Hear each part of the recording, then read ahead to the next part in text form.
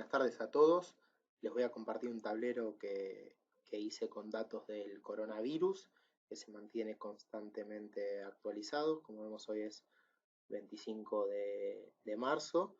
Y básicamente lo que nos permite es analizar la cantidad de casos totales, la cantidad de muertes y el porcentaje de muertes, ¿no? Que no es la misma en todos los países. A nivel global es un 4,45%, pero si por ejemplo nos metemos en lo que es Italia, vamos a ver que ese porcentaje es del 9,86%, y si en vez de ir a Italia vamos a Alemania, ese porcentaje es del 0,47%. También podemos analizar de repente una región entera, como podría ser todo Sudamérica entero, ¿sí? Y en ese caso vemos que hay unos 6.600 casos con 108 muertes y el porcentaje de muertes está bajo de lo que es el promedio global. Un análisis que puede llegar a ser interesante hacer con estos datos es poder comparar en forma relativa un país contra otro. Para eso lo que hice fue, bueno, primero que nada elijamos qué países queremos comparar. Podríamos comparar, por ejemplo, Argentina con Italia. Y para eso lo que hice fue poner esos dos países en fechas relativas. Es decir, que para Argentina el día 1 es el 4 de marzo. El día 1 pues es el día que se detecta el primer caso, ¿no? Y para Italia el día 1 es el 31 de enero. Y esto está bueno porque permite comparar qué es lo que va pasando. Y esto llama la atención bastante porque, por ejemplo, algo que quisiera ver es, bueno, hoy estamos parados en el día 22 nosotros, ¿sí? Con un total de 387 casos y 86 casos nuevos. Bueno, ¿qué pasaba en el día 22 de Italia? Si venimos acá, el día 22 de Italia vemos que tenía solamente 3 casos en total y ningún caso nuevo, es decir, hubieron 3 casos el 31 de enero, después nada, nada, nada, nada, y recién el 22 de febrero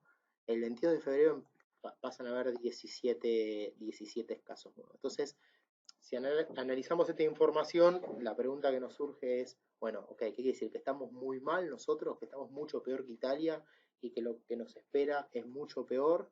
O lo que probablemente esté pasando, que es lo que creo, es que al Italia haber sido tipo uno de los primeros a los que estuvo expuesto con esto, eh, no tenían mucha información, no se hacían muchos test y seguramente eran muchos más los casos que había que los que estamos viendo acá.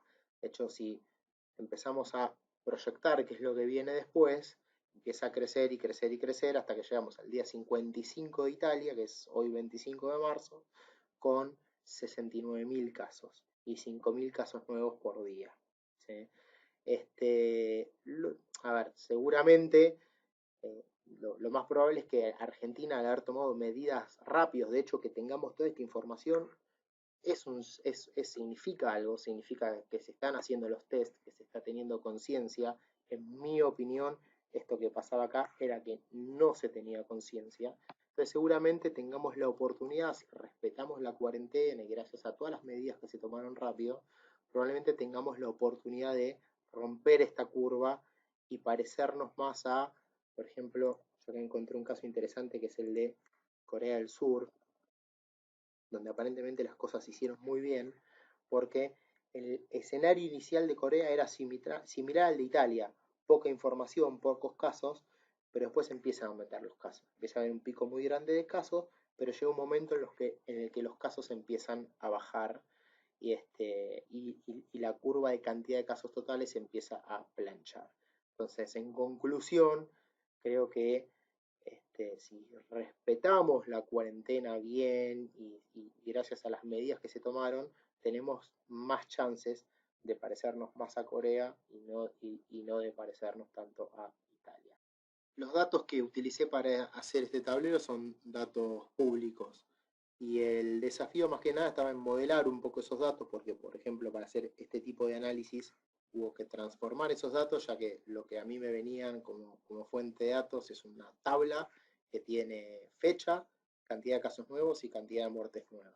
Y para poder hacer que esto sea comparable en días relativos, hubo que transformar un poco esos datos para lo cual ClickSense, que es con la tecnología con la que trabajé, me ayudó muchísimo, porque una de las ventajas que tiene esta tecnología es que te permite transformar los datos. No es solamente un visualizador, sino que de verdad tiene toda la potencia para poder trabajar con esos datos y darle la forma que uno necesita. Bueno, gracias por el tiempo, espero que les haya resultado interesante y se escuchan sugerencias, correcciones, ¿sí? Muchas gracias.